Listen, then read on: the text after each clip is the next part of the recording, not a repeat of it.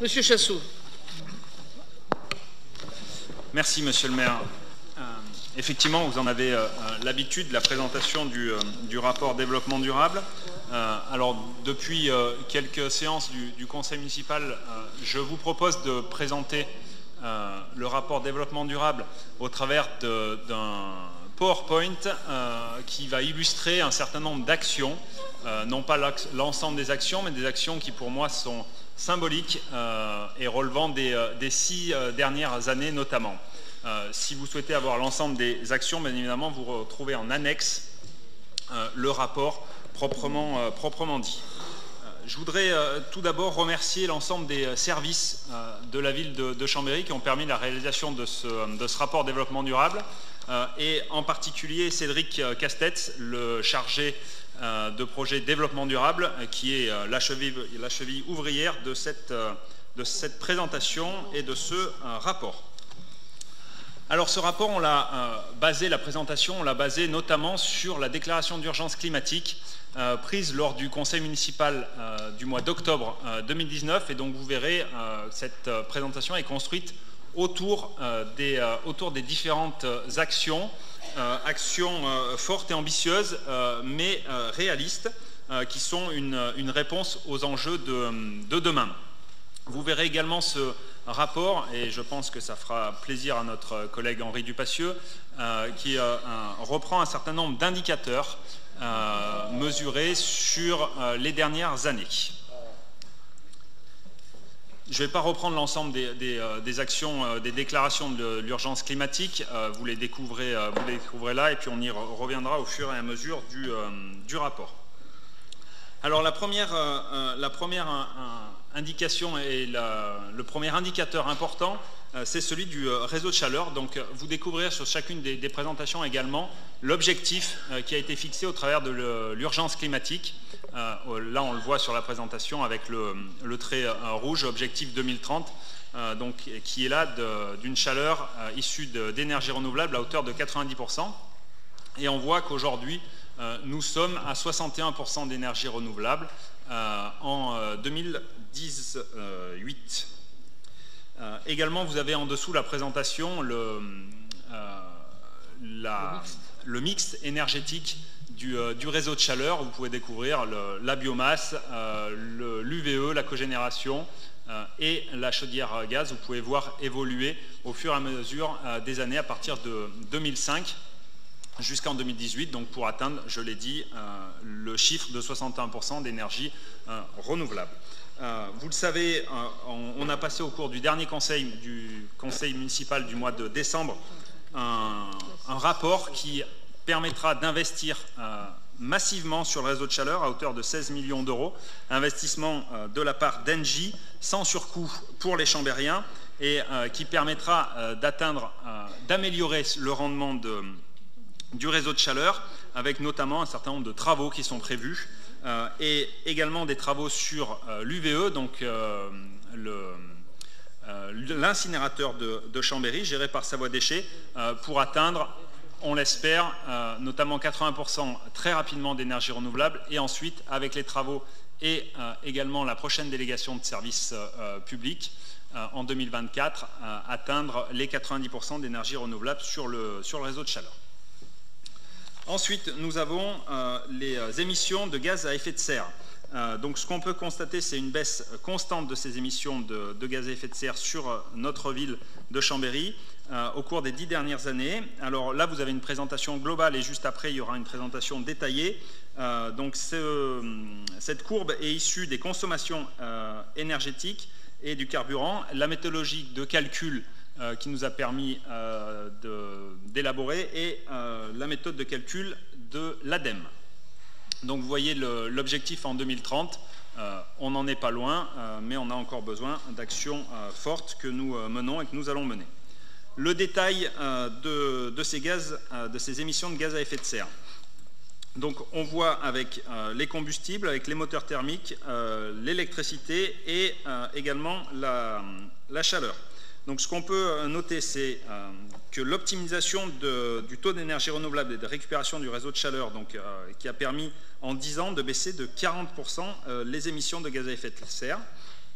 Également la mise en place de contrats d'exploitation pour le chauffage dans les bâtiments, les efforts de sobriété énergétique également dans nos bâtiments, avec l'ajustement des consignes de température et les travaux d'efficacité énergétique sur l'éclairage public, avec notamment la réduction de puissance et le renouvellement des candélabres en passant à LED, l'éclairage à LED.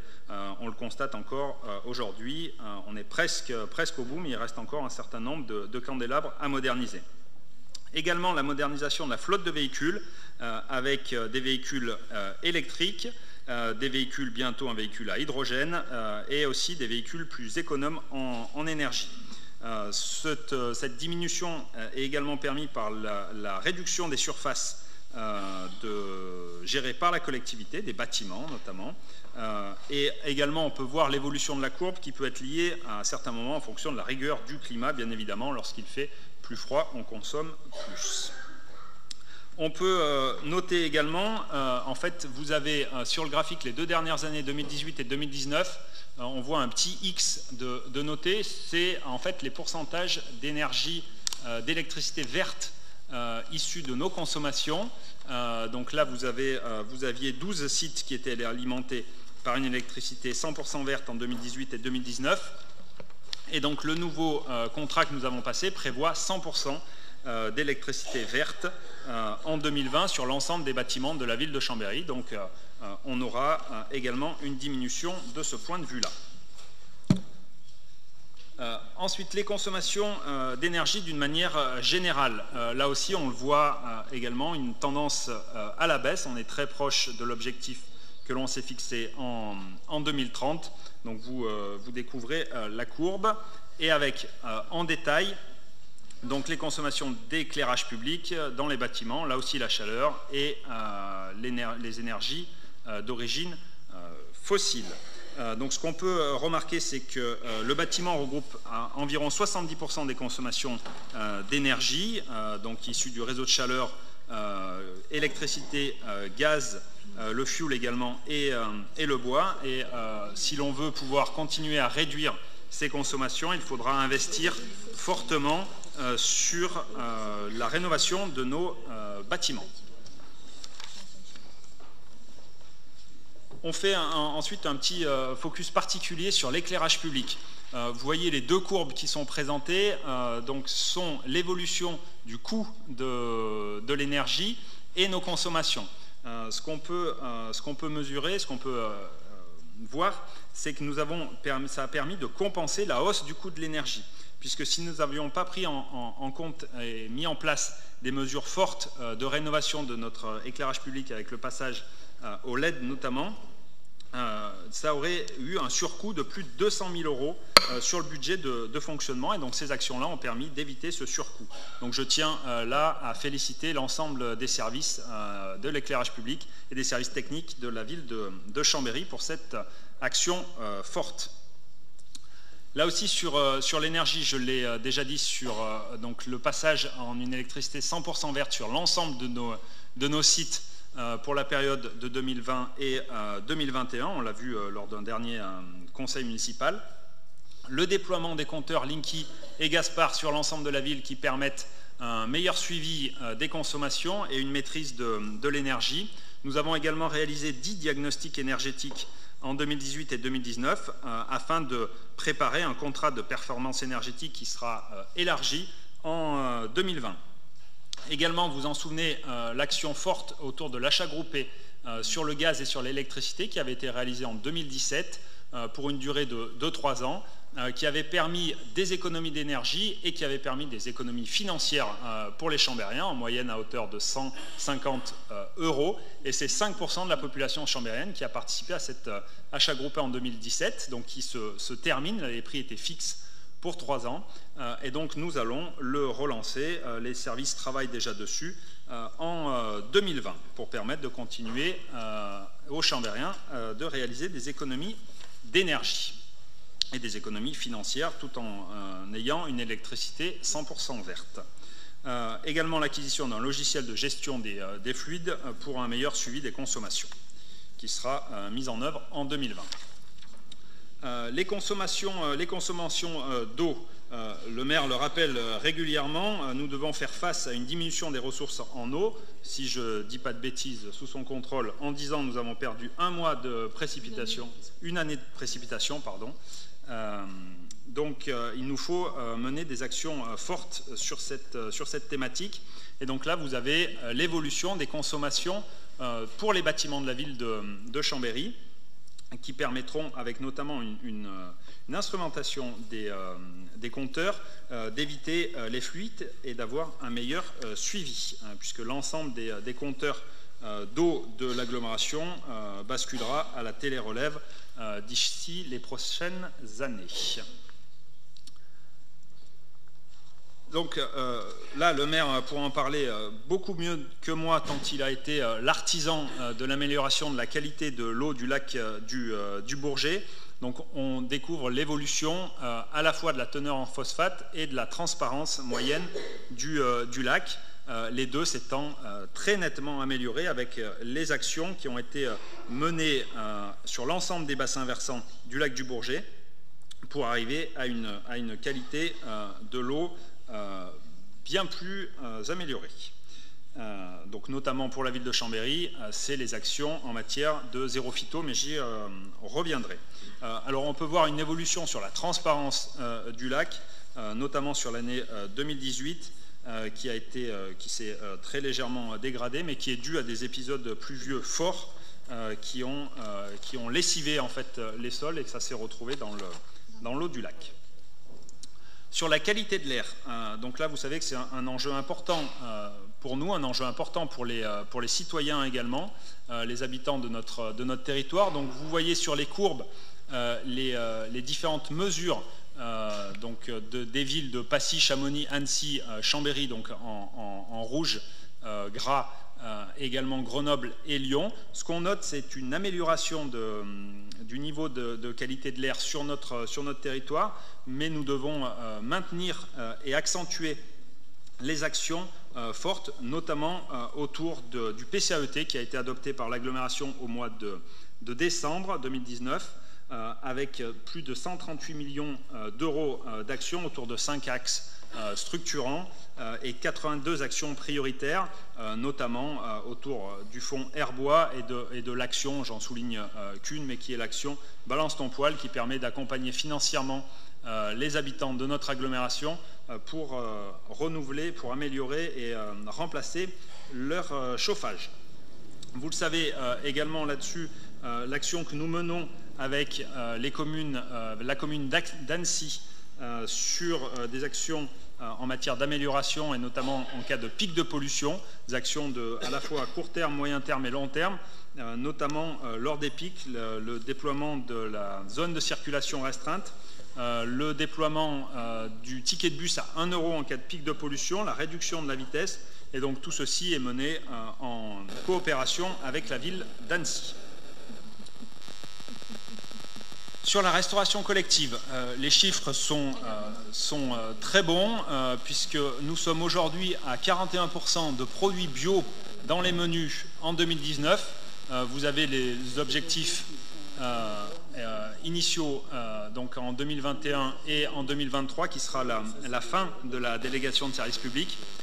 Donc on voit également qu'on est à 60% de produits locaux dans les menus en 2019, dans les cantines pour les petits chambériens, et également la mise en place de repas végétariens et de repas sans viande, donc qui a permis notamment d'améliorer et de réduire la quantité de déchets dans les cantines. Vous avez également la valorisation des déchets alimentaires par la méthanisation, donc vous voyez le chiffre de plus de 35 tonnes de déchets, et également le recyclage des barquettes pour les repas en crèche, et les actions qui sont menées par notre délégataire autour de la lutte contre le gaspillage.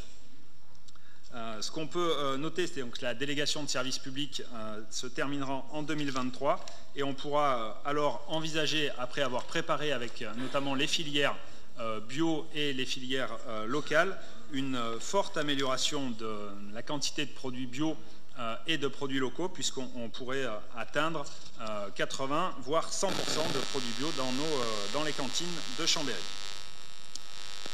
Vous le savez, c'est une action qui me tient particulièrement à cœur, c'est la préservation de la biodiversité et notamment la politique de l'abeille.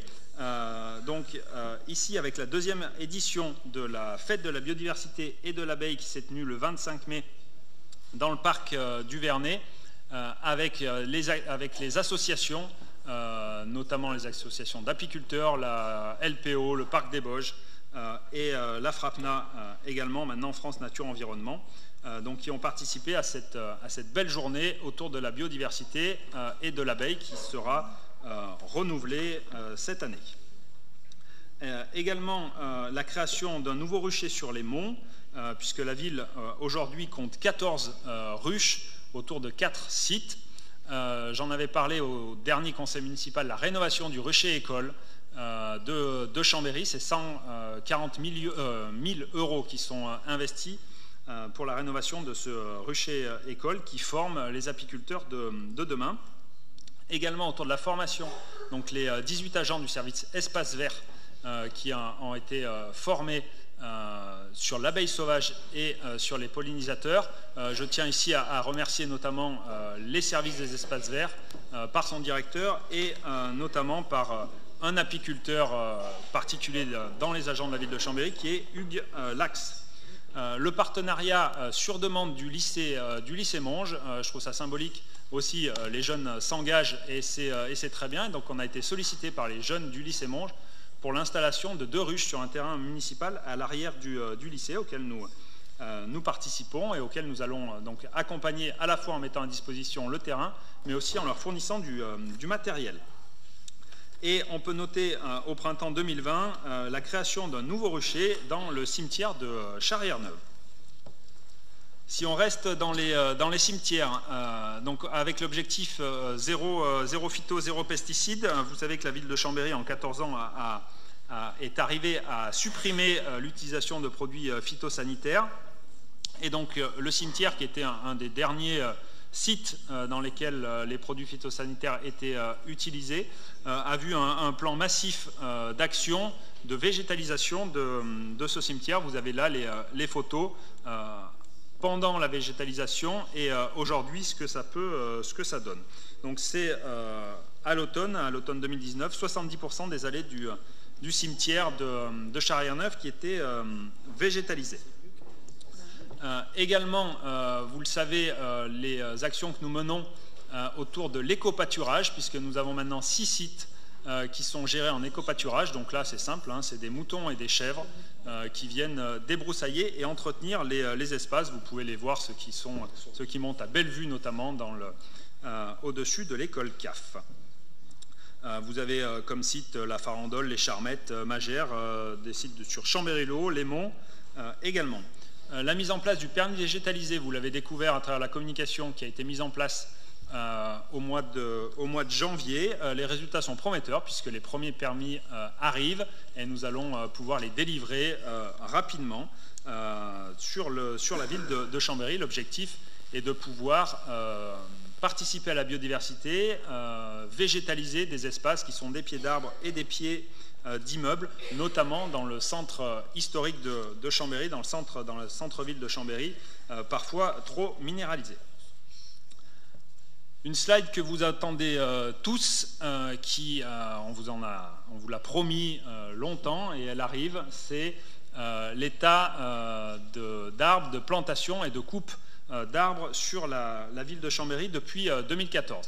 Donc cette slide est présentée donc en vert les arbres qui ont été plantés, en rouge les arbres qui ont été coupés et en rouge plus clair les arbres qui ont été coupés dû aux tempêtes.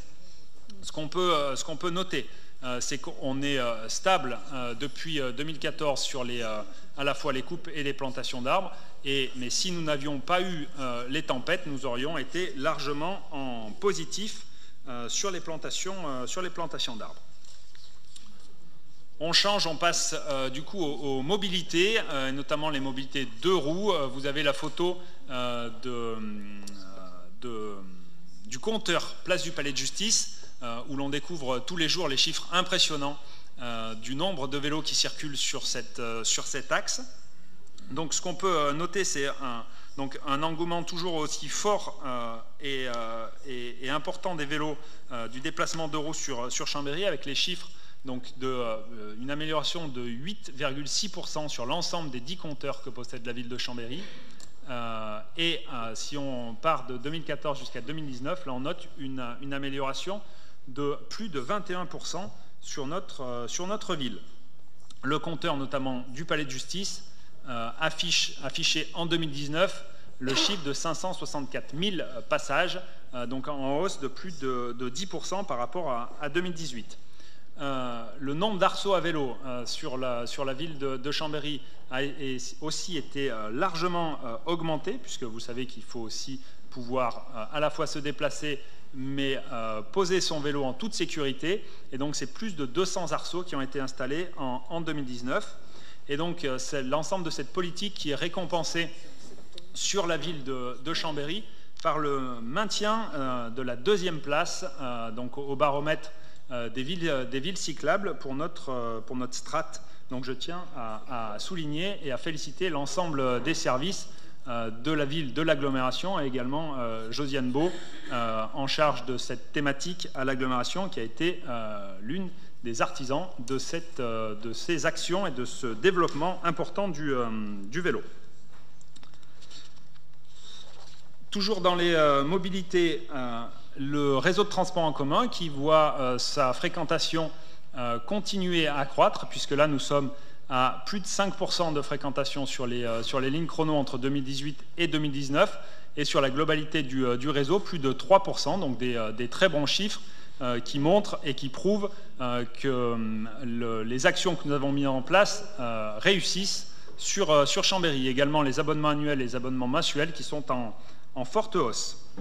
Le vélo bulle, vous le découvrez tous les jours dans Chambéry, vous le voyez tous les jours, et là aussi continue à avoir son nombre d'utilisateurs augmenté, puisque là on est en 2019 8947 courses.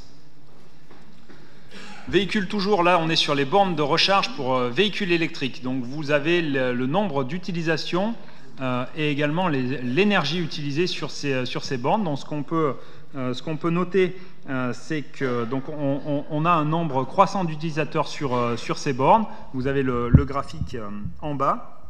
Ce qui est intéressant de noter, c'est que 60% de l'utilisation des bornes est portée par les bornes qui se situent à la piscine et au manège.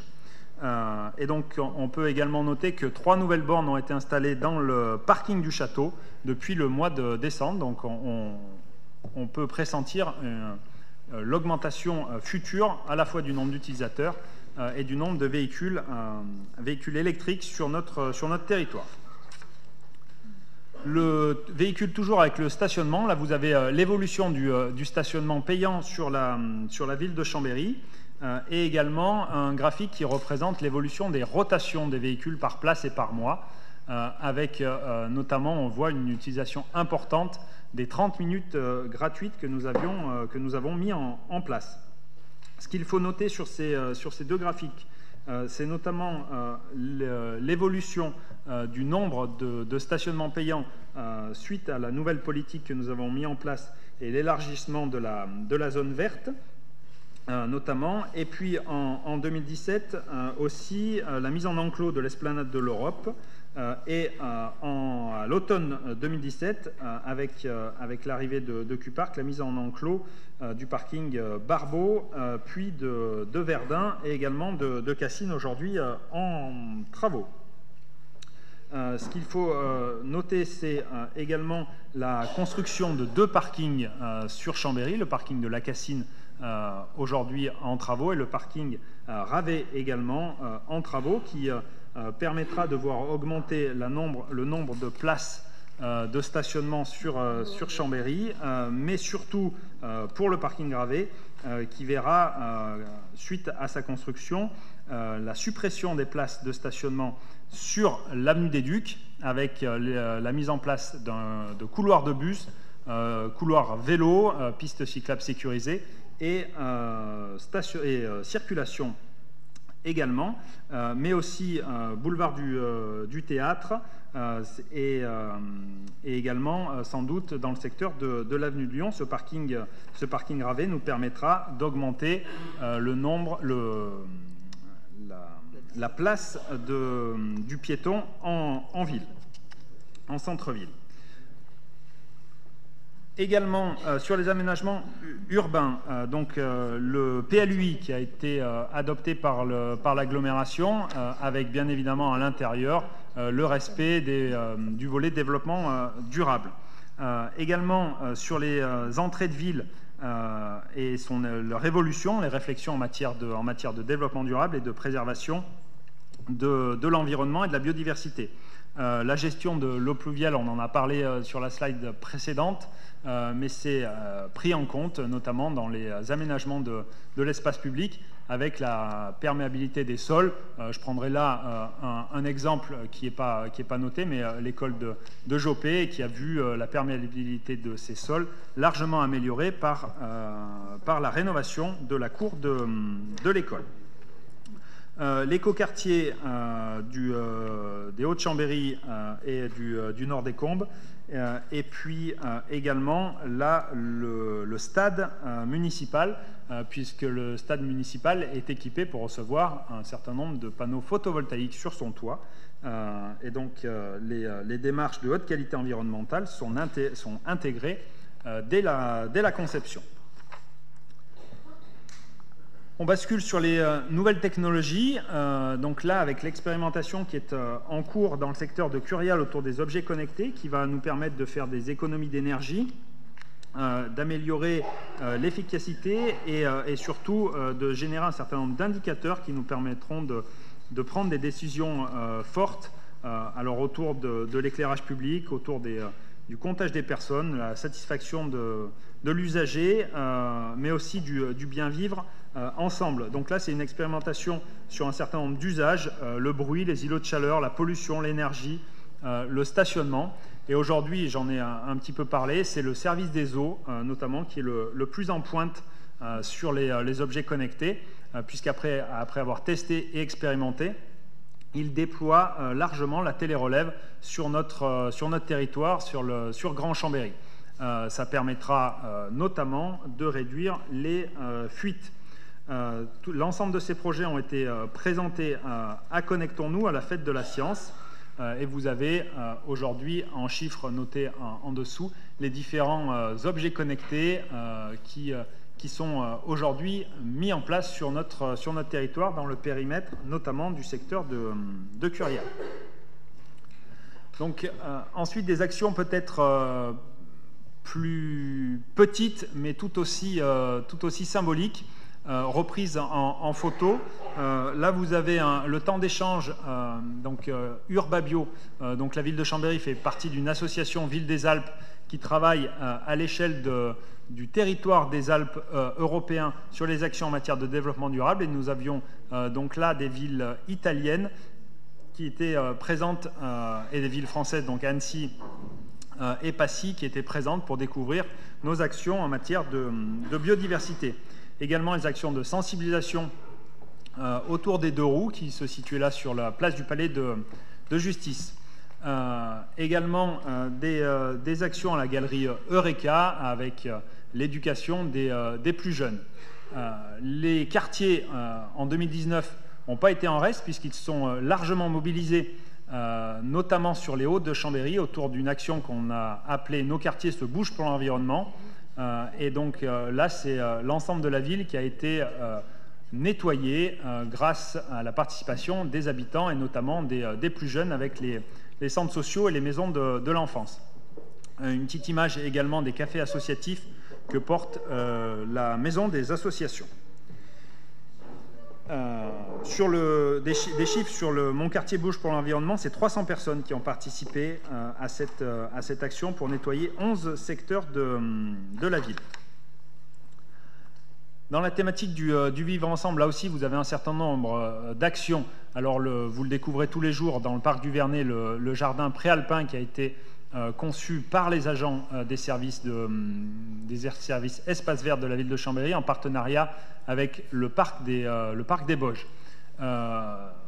Pour ceux qui travaillent dans les bureaux de la mairie, mais aussi de Curial et du centre technique municipal, vous avez l'habitude de voir ces petites corbeilles en papier qui nous permettent de récupérer et de mieux trier les papiers grâce à l'ESAT du Nivolé. Et c'est plus de 7 tonnes de papier qui ont pu être collectés et qui permet de fournir plus de 260 heures de travail à des personnes en situation de handicap.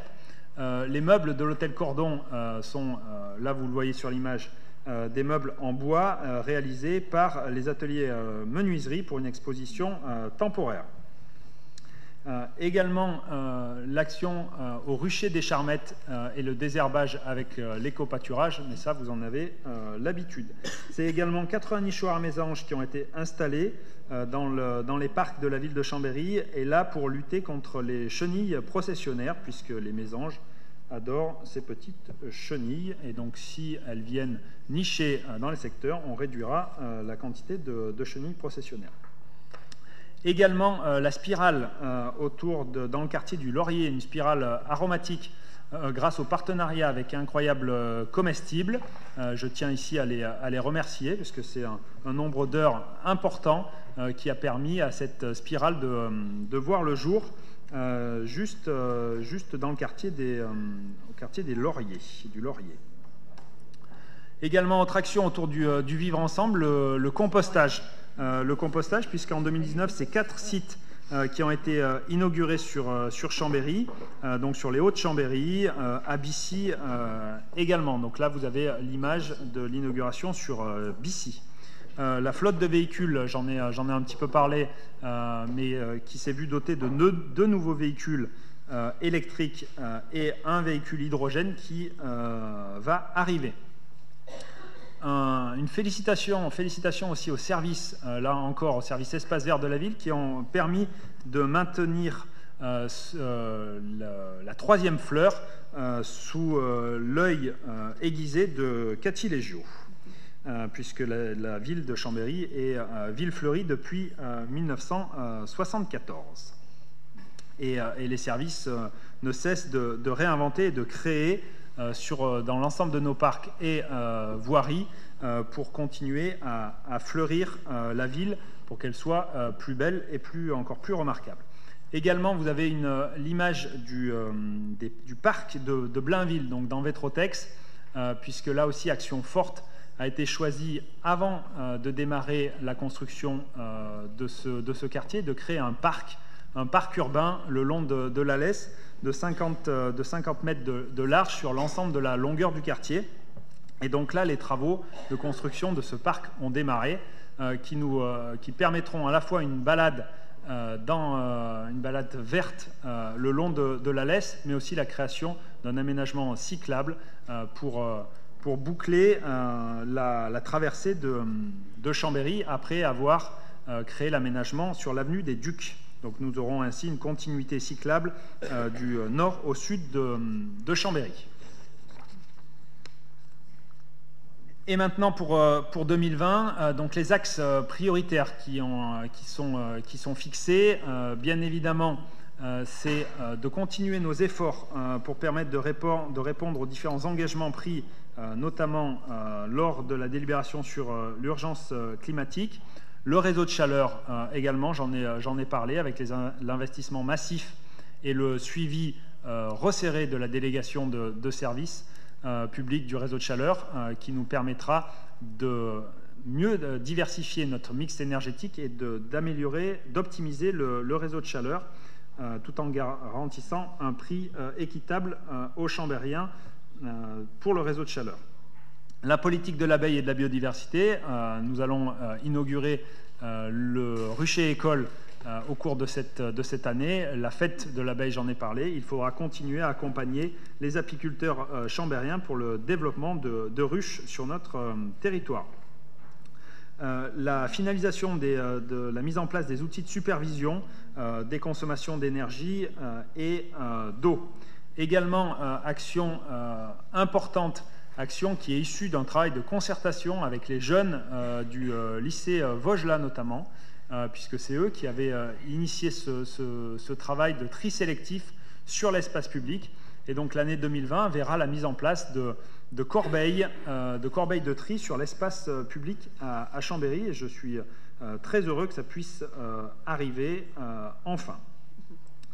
Également, j'en ai parlé, la mise en place, le renouvellement de l'achat groupé d'énergie, donc achat groupé de gaz et d'électricité 100% verte pour les particuliers, pour leur permettre de réaliser des économies à la fois d'énergie et des économies financières. Voilà les axes forts que l'on se fixe pour cette année 2020. Je renouvelle une nouvelle fois mes remerciements à l'ensemble des services de la ville pour ce travail important, mais ce travail décisif pour la préservation de la qualité de vie à Chambéry et la qualité de notre environnement. Je vous en remercie. Bravo. Merci, M. Chassot. Y a-t-il des demandes de parole? M. Caraco. Oui, merci, Monsieur le maire. J'avais vu que nous avions, comme tous les ans, à étudier le rapport de situation en matière de développement durable pour l'année écoulée. En fait, cette année, on en a eu deux. C'est pas mal, finalement. On a eu celui qu'on avait, comme tous les ans, dans le livre bleu, c'est-à-dire un long inventaire de mesures, d'activités, enfin des choses intéressantes, mais qui ne forment pas un tout. Et surtout, aucun indicateur permettant de suivre les résultats sur la durée d'une politique. Et puis là, on a eu un diaporama qui nous apporte des choses complémentaires, souvent utiles. C'est surtout dans les premières diapositives où on a en effet des indicateurs, des choses qu'on avait un peu l'habitude de voir jusqu'en 2013. Et puis, mon voisin Henri Dupassieux les demandait tous les ans. Finalement, il faut être patient, ça a fini par marcher, ça a été actualisé. Et je crois que c'est une bonne chose. Pour le reste, on a eu de jolies images, des belles photos qui illustraient ce qu'on a vu dans le long inventaire. Alors, ce que je remarque, malheureusement, j'aurais bien aimé avoir les indicateurs avant parce qu'on aurait pu les étudier sérieusement. Je remarque quand même qu'une bonne partie des progrès significatifs arrivent en 2014-2015, c'est-à-dire ce sont les effets de la mise en service de la chaufferie à biomasse de Bissy qui a été lancée à la fin du mandat précédent et qui a été mise en service au début du mandat. Le bilan des arbres est intéressant. On voit qu'on est à peu près équilibré. On oublie juste de pondérer, alors ça demanderait un peu de réflexion pour savoir comment on fait, mais de pondérer des arbres adultes qui ont été coupés avec leur capacité de stockage de CO2 et d'ombre, et des arbres jeunes qui ont été plantés, qui feront sûrement la même chose dans quelques années, s'ils grandissent bien. J'ai beaucoup apprécié l'hommage de M. Chassot également aux riverains de l'école Joppet, qui, grâce à leur mobilisation, ont fait qu'un projet de réfection de cours qui était prévu 100% imperméable et en enrobé est devenu un projet pilote, d'une certaine façon. On a perdu un an, mais je crois que ça valait le coup, avec au moins 25% de surface perméable. Ça aussi, c'est un progrès notable. Le parking Gravet, il va donc apporter 500 places de plus, ça on le sait. Il va permettre, en effet, je l'espère bien, de supprimer la centaine de places avenue des Ducs pour faire des voies réservées aux bus et aux vélos. Ça, c'est sûrement un progrès. Boulevard du Théâtre, oui. Peut-être avenue de Lyon, j'ai entendu ça. Depuis le temps qu'on en parle, c'est bien. Bon, ça sera peut-être sur le prochain mandat. C'est-à-dire qu'on ajoute 500 places. On va peut-être en supprimer 200 pour donner de la place au mode alternatif. Donc ça fait un solde net de plus 300 places pour faire rentrer encore des voitures en ville. Je ne suis pas convaincu qu'on s'inscrive réellement dans la déclaration d'urgence climatique que nous avons votée il n'y a pas très longtemps. Et puis vous n'avez pas parlé d'open data cette année, mais c'était dans le rapport écrit. Alors je les ai regardés, j'ai pris un peu le temps. Moi j'aime bien l'open data, je crois, M. Chassot, c'est un point commun, je pense que c'est une bonne voie, il faut poursuivre dans cette direction. Il y a 38 jeux de données sur données.grandchambéry.fr. J'ai cherché des indicateurs de développement durable. Coordonnées et horaires d'ouverture au public des mairies, mairies de quartier et mairies des 38 communes. Non, ça doit pas être le bon. Toilettes publiques sur la ville de Chambéry, peut-être pas. Jeu de données qui identifie sur le territoire de Grand Chambéry, soit 10 communes, les lieux et types de manifestations organisées à l'occasion des Journées européennes du patrimoine 2019. C'est pas celui-là non plus. Lieu de dépôt du magazine d'information CEMAG de la communauté d'agglo de Grand Chambéry, etc. Bon, voilà. Franchement, j'ai pas trouvé grand-chose. Finalement, alors, quand j'avais préparé ça, j'avais vu une note d'espoir. Non, il y en a deux. Finalement, les anciens indicateurs, quand on y met un peu de bonne volonté, on arrive à les poursuivre. Ça, c'est une bonne chose. Et puis, c'est la dernière présentation du rapport sur le développement durable de ce mandat. Ça, c'est une deuxième note d'espoir.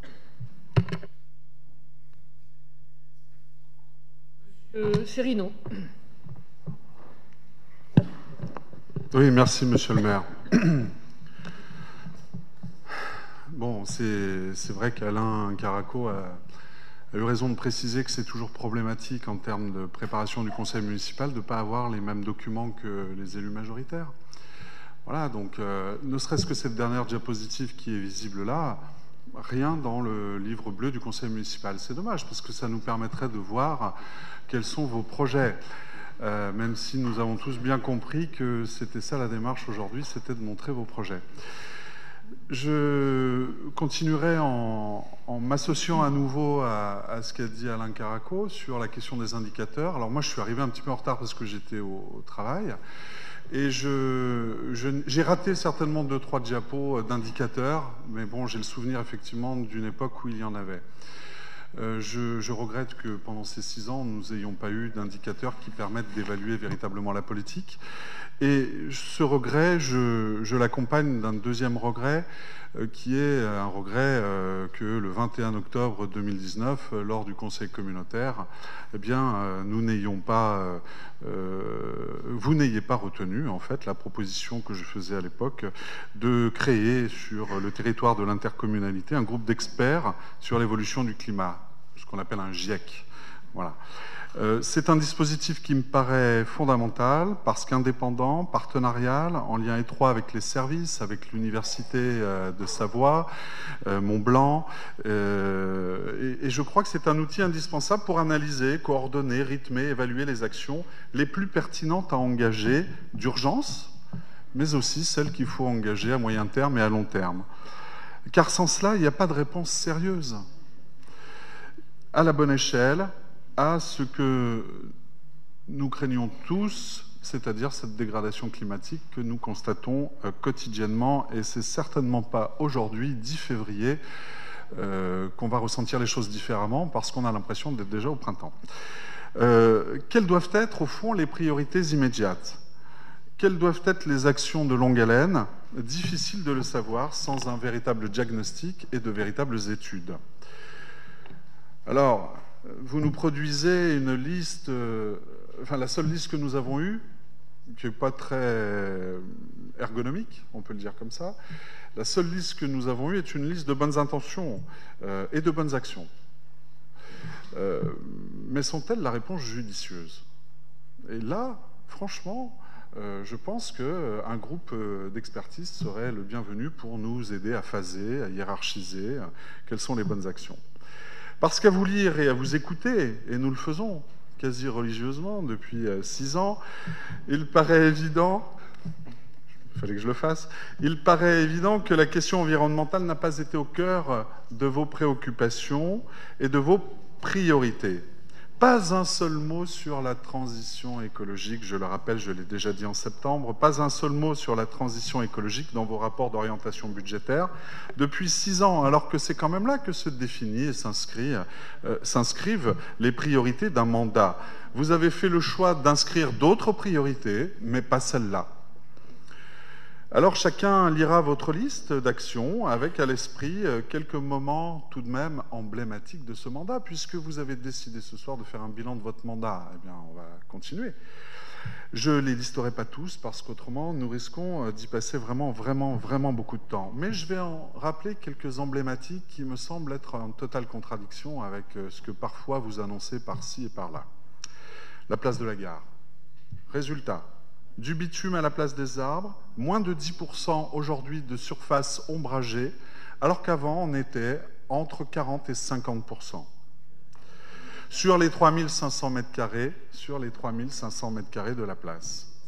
Suppression des espaces verts du pont de Bissy, derrière le centre funéraire et le stade municipal actuel, pour en faire un rond-point minéral. Et une nouvelle route qui sera bientôt saturée et qui servira certainement à aspirer pas mal de voitures. Création d'une voirie nouvelle, l'a-t-on oublié, boulevard de la Colonne, qui a nécessité la coupe d'un certain nombre d'arbres, certes, mais qui surtout est à l'encontre des intentions que vous présentez ce soir. Création d'une voirie nouvelle, je le redis, et qui s'est accompagnée d'une tentative de votre part, heureusement qui a échoué, d'abattre l'ensemble de l'alignement du boulevard de la Colonne. Heureusement, une étude ONF à la demande, monsieur le maire, hein, je lis vos documents de campagne aussi, mais à la demande des habitants, a montré qu'il y avait là pas péril en demeure immédiat. Tentative, évidemment, je ne peux pas ne pas en parler, tentative de construction de 5 immeubles sur les 2 parcelles qu'il est convenu maintenant d'appeler le parc de Bellevue, à quelques mètres, quelques encablures de l'hypercentre, un véritable îlot de fraîcheur, puisque vous en parlez par ailleurs, heureusement stoppé là encore par la mobilisation des habitants du quartier, qui sont venus jusqu'ici pour être entendus. Cela ne vous a pourtant pas empêché de leur faire dès le lendemain une très belle lettre, que j'ai aussi reçue d'ailleurs, puisque je suis habitant du quartier, vantant votre détermination à préserver ces espaces verts. Je vais évidemment me répéter encore une fois en déplorant que vous n'ayez pas eu la volonté de l'agrandissement du parc du Vernet et de la réouverture de la perspective de la rue Nicolas-Parent, en procédant à l'acquisition du bâtiment de la Poste centrale pour en assurer le portage le temps nécessaire et envisager sa démolition à terme. Je reparlerai aussi je le dis très clairement, c'est une véritable occasion manquée d'une plus grande présence de la nature en ville. Sans parler de la gare routière actuelle, assurément mal située, qu'il serait préférable de transformer en îlot de fraîcheur, là encore, ou en micro-forêt urbaine. Ce sont des dispositifs aujourd'hui qui sont très intéressants et qui, de l'avis des experts, peuvent apporter beaucoup de réponses à notre échelle à l'urgence climatique. Enfin, Alain Caraco l'a évoqué, construction des 7 étages du parking de Ravet pour compléter la bétonisation et la densification extrême des portes de Mérande, avec tout de même le déplacement, la suppression puis le déplacement de la farandole qui bénéficiait d'un jardin et qui maintenant se retrouve au rez-de-chaussée d'un immeuble sans espace vert.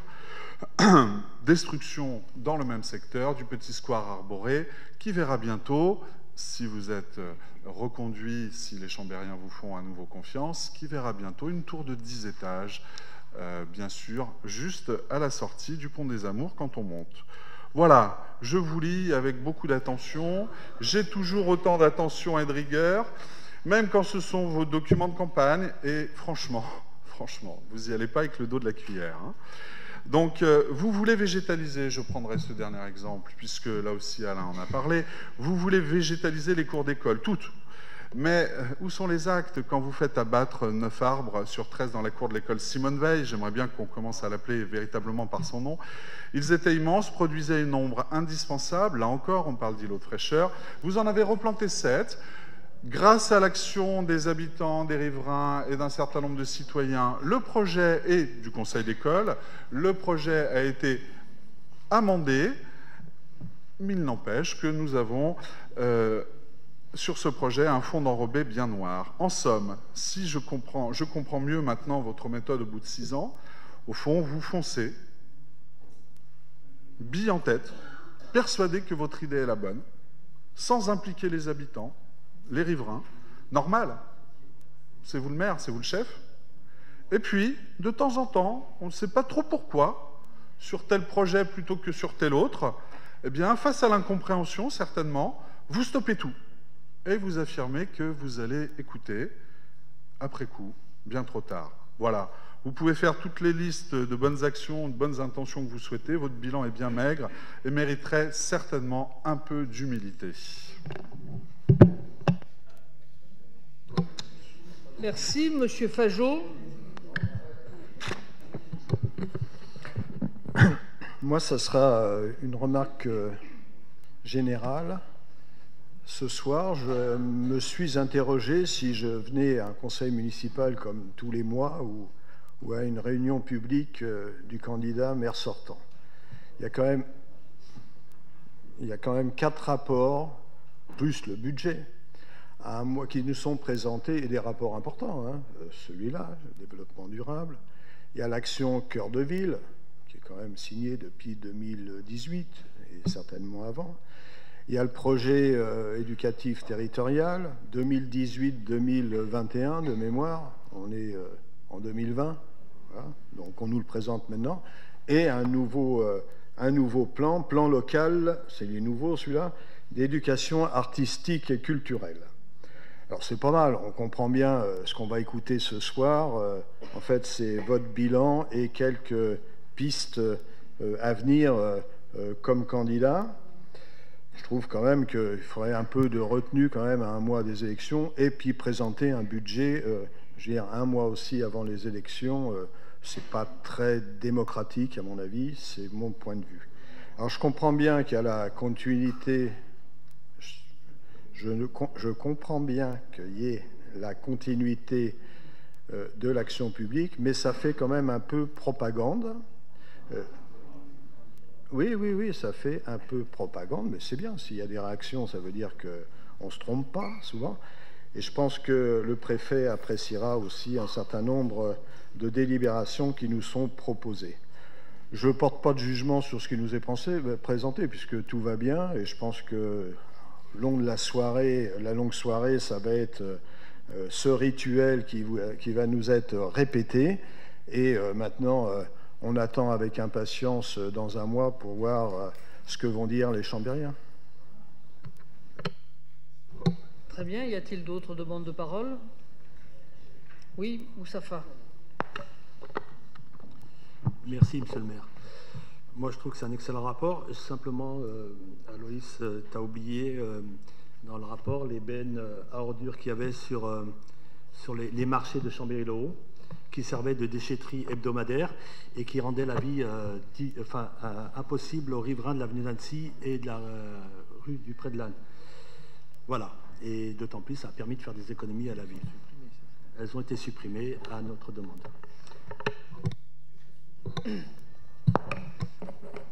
Merci. Effectivement, Moustapha, je n'ai pas pu lister l'ensemble des actions, vu le nombre important qui ont été menées au cours de ces dernières années. Monsieur Serino, c'est pas parce que c'est pas en assénant des phrases fausses que ça devient forcément des vérités. Et au fur et à mesure de ces 6 années, on a pu le voir à travers les propos que vous avez tenus ici. La préservation de l'environnement, c'est bien au cœur de nos préoccupations et au cœur en particulier de mes préoccupations, même si au dernier conseil municipal, certains autour de la table avaient mis en cause la sincérité des actions qui ont été mises en place. Vous avez souligné un certain nombre de projets. Permettez-moi d'y répondre et peut-être d'apporter une vision légèrement différente de la caricature que vous avez voulu mettre en avant. La place de la gare, par exemple. Je ne sais pas si vous avez la mémoire courte, mais la place de la gare, effectivement, il y avait peut-être quelques tilleuls, c'était une gare routière avant. Une gare routière, voilà.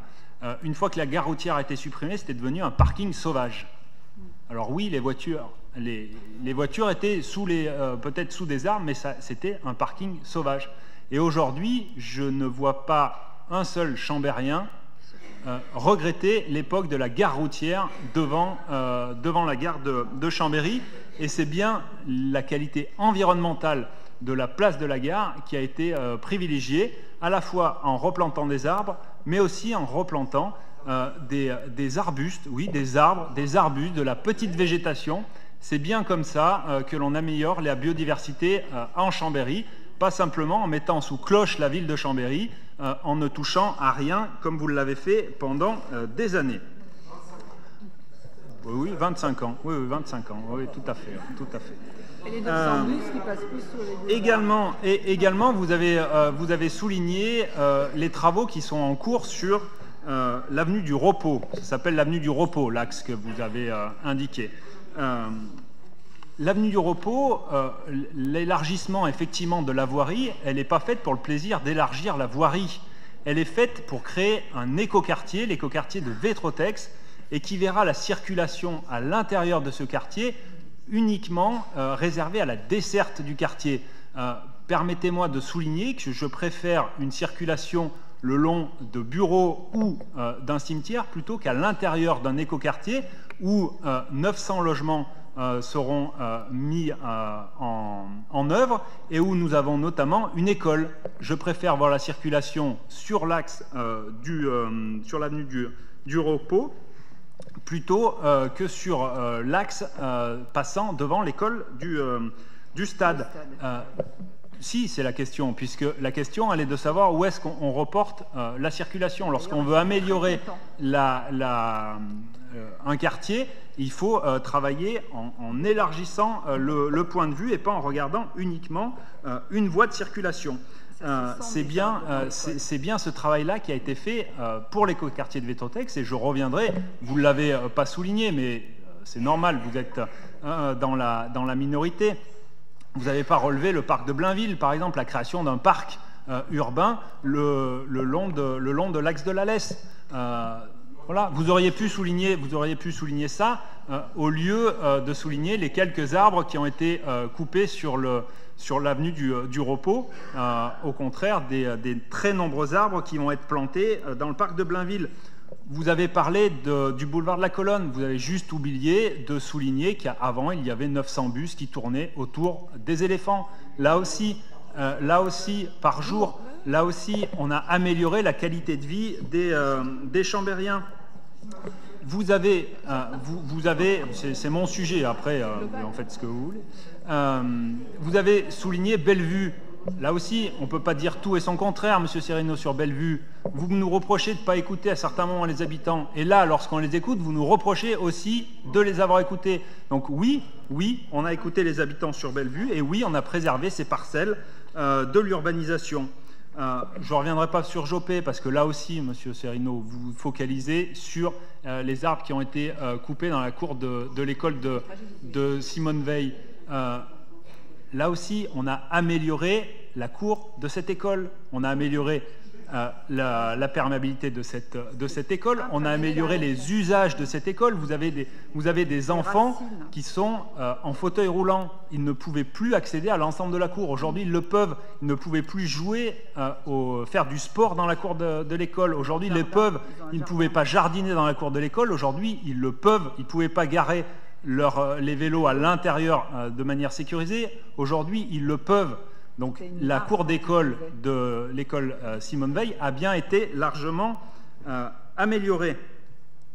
Alors, Monsieur Serino, je sais que vous revenez régulièrement sur les experts, ce comité d'experts.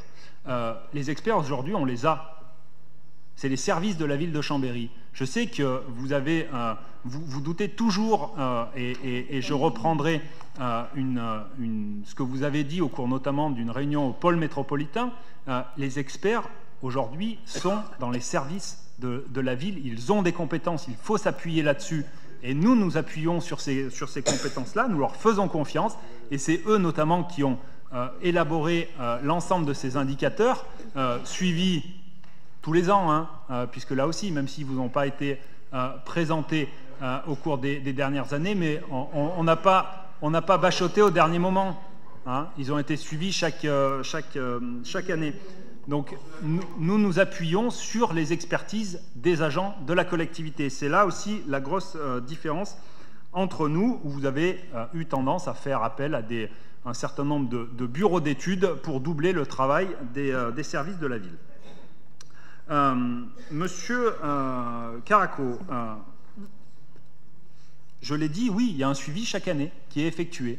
Voilà. Là, effectivement, c'est la mise à jour sur les 6 ans du mandat. Mais chaque année, les services suivaient l'ensemble de ces indicateurs. Alors, mais c'est normal, c'est le jeu qui veut ça, hein. Vous avez indiqué, effectivement, sur les courbes d'amélioration, que c'était la mise en place de la chaufferie bois de Bissy qui avait permis notamment d'améliorer le taux d'ENR sur notre réseau de chaleur. Bien évidemment, personne n'a renié ici le travail qu'a réalisé Henri Dupassieux avec le réseau de chaleur au cours des années précédentes. Et dans 4 ou 5 ans, les indicateurs qui seront présentés, eh ben vous verrez le travail qu'on a ici mené avec le réseau de chaleur, et vous verrez les courbes continuer à descendre, et on verra qui sera à votre place et qui relèvera effectivement que le travail qui a été mené, eh ben, c'est aussi les actions de ces 6 dernières années qui portent ses fruits. Vous avez indiqué effectivement que la présentation fait état d'un certain nombre de projets. Ben oui, enfin, désolé d'avoir des projets. Désolé d'avoir des actions et aujourd'hui qui sont effectivement qui sont mises en place, financées, prévues. Là, vous avez les axes de l'année 2020. Mais oui, nous avons des actions. Oui, nous menons des projets. Et oui, ils vont dans le sens de l'amélioration de la qualité de vie à Chambéry. Et c'est bien ce qu'on présente depuis 6 ans, Monsieur Fajot. Depuis 6 ans, vous avez une présentation à travers un PowerPoint, à travers des images, des actions qui sont menées sur la ville de Chambéry. Il n'y a pas de nouveauté depuis ces 6 dernières années. Ça a toujours été, en tout cas sous mon mandat, ma méthode de travail et ma méthode de présentation, et elle continuera.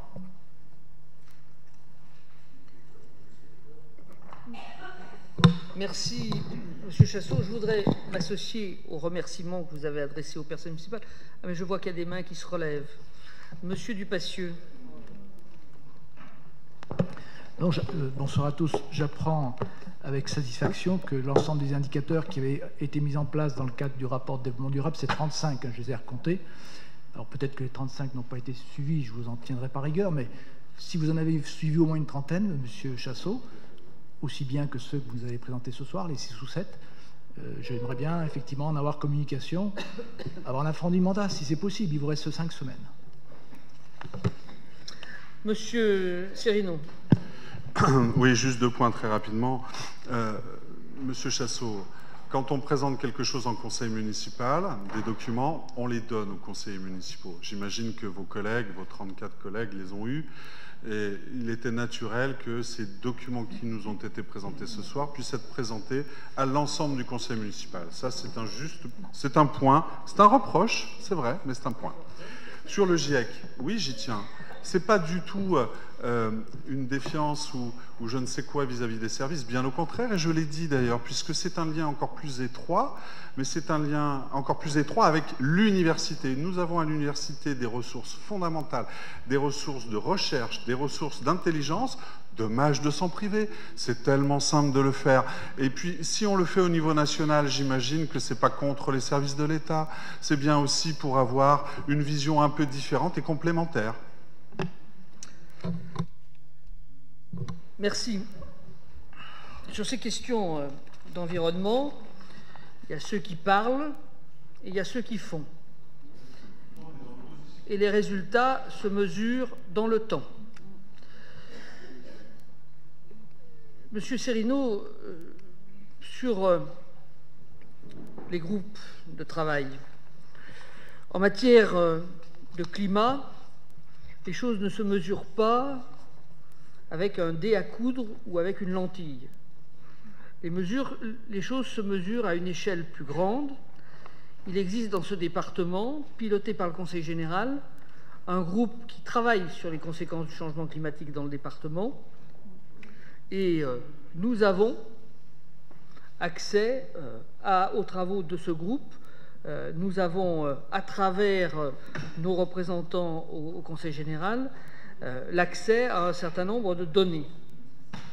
Il se trouve que, dans un cadre un peu plus large, qui était celui du comité de bassin de l'Agence de l'eau, j'ai co-animé un travail sur le changement climatique avec des gens du GIEC. Le point d'interrogation aujourd'hui, c'est ce trou de 150 km autour de Genève, où les précipitations, les mouvements climatiques sont différents de ce qui se passe dans le reste de la macro-région. Le constat est partagé par les scientifiques qui regardent, mais qui n'ont pas d'explication sur pourquoi ce rayon de 150 km autour de Genève. Donc, vouloir réunir à l'échelle d'une ville, fût-elle la capitale du département, à nous tout seuls un groupe de scientifiques, au-delà de multiplier les réunions de conciliabules, les comités théodules, etc., je ne vois vraiment pas ce que cela peut nous apporter. Par contre, à la lecture d'un certain nombre de documents, à l'écoute d'un certain nombre de scientifiques, notamment ceux du GIEC, nous voyons bien les perspectives sur lesquelles il faut travailler. Bon. Et les perspectives sur lesquelles il faut travailler, c'est des perspectives qui sont des perspectives au niveau international, ça nous dépasse. Au niveau local, je pense qu'effectivement, on aura l'occasion d'en parler ailleurs dans les semaines qui viennent, parce que c'est un sujet qui, aujourd'hui, préoccupe l'ensemble de nos concitoyens, quelles que soient les catégories sociales, quel que soit l'âge. Et je pense que ce qui vient de se passer en Australie ne fait qu'en rajouter. Donc on aura l'occasion d'évoquer ces questions dans d'autres débats. Ce qui compte en matière d'environnement, c'est non pas de regarder les indicateurs année après année, c'est de les regarder dans le temps et de vérifier comment, dans le temps, les thermomètres évoluent. Si vous parlez de qualité de l'air, il se trouve que celui qui a créé le réseau de mesure de la qualité de l'air, c'est dans les départements des Alpes du Nord, c'est celui qui vous parle. Ce qu'étaient les règles de calcul il y a en 94-96, quand on a créé le réseau, et ce que sont aujourd'hui les règles de mesure, elles sont complètement différentes. En matière d'eau, depuis 1970, on a dû changer 4 fois, si ce n'est 5 fois, le système de mesure de la qualité des eaux. Donc ce qui compte, c'est de bien avoir en tête les différentes variations des réseaux de mesure et de voir comment, en prenant chacun et en regardant chacun des paramètres aux yeux des différents indicateurs, de voir les tendances générales. Sur la qualité de l'air, soyons extrêmement clairs, les règles ont évolué récemment et nous aurons sans doute à l'avenir dans le département beaucoup plus de jours rouges que nous en avons eu précédemment. Non pas que la qualité de l'air s'est dégradée, mais parce que les seuils ont été modifiés. Donc, il faut mesurer et avoir conscience du chemin qui a été parcouru, pas par le maire de Chambéry, par l'action globale qui a été conduite dans le département en France depuis des années, notamment au niveau de la motorisation des véhicules, pour mesurer ses effets. Quand on regarde un sujet que je connais bien et que Henri Dupassieux connaît bien aussi pour y avoir travaillé, puisqu'on y a travaillé ensemble, qui est celui de la qualité de l'eau et de la qualité des eaux du lac du Bourget. Il a fallu plus de 20 ans pour que les paramètres bougent. Et aujourd'hui, on a effectivement des paramètres qui sont lisibles par tout le monde. Quand vous allez... Non, je vous ai dit, il faut 20 ans pour que les paramètres bougent. Il y a 50 ans de travail. Bon. Et la première grande évolution, c'est la mise en service de la galerie sous la montagne de l'Épine en 1980. Je connais toutes les courbes et toute l'histoire à peu près sur le bout des doigts. Aujourd'hui, il suffit que le public aille au bord du lac pour voir la transparence. Ça vaut tous les discours. Et ce qui compte, me semble-t-il, c'est qu'effectivement, le grand public puisse mesurer les conséquences des efforts qui ont été faits. Pour moi, en matière d'environnement, il n'y a que ça qui compte, que le grand public puisse, à la longue, mesurer la pertinence des efforts qu'on lui a demandés. Parce que sur le lac du Bourget, ça a coûté. C'est le contribuable à travers sa facture d'eau qui a payé. Sur l'air, ça a coûté. C'est le contribuable qui a payé et c'est aussi le consommateur qui a payé. En termes de biodiversité, Aloïs Chassot a bien voulu s'arrêter sur ce sujet-là. Un peu comme le poisson dans l'eau, l'abeille est un indicateur. Bon.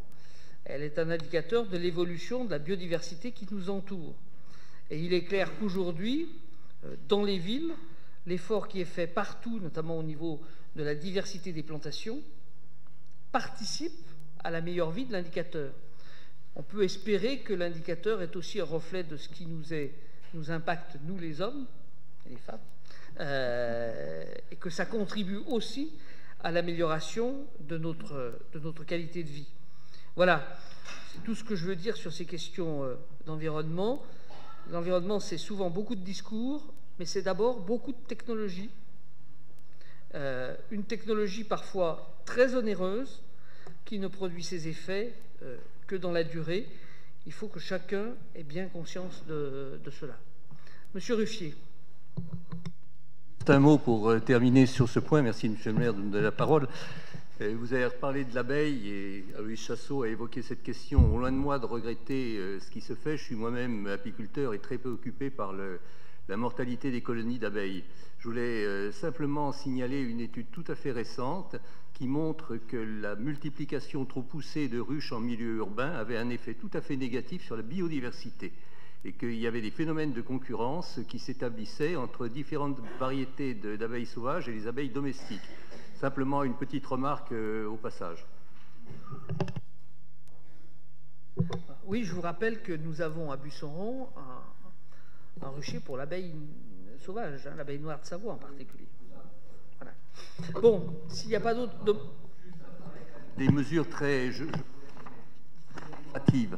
Je rappelle simplement aussi que le rucher des Charmettes que vous avez cité tout à l'heure, c'est moi qui l'ai mis en place en 2012, Jean-Jacques Rousseau étant apiculteur. Voilà. Non, on ne parle pas du même, monsieur. Non.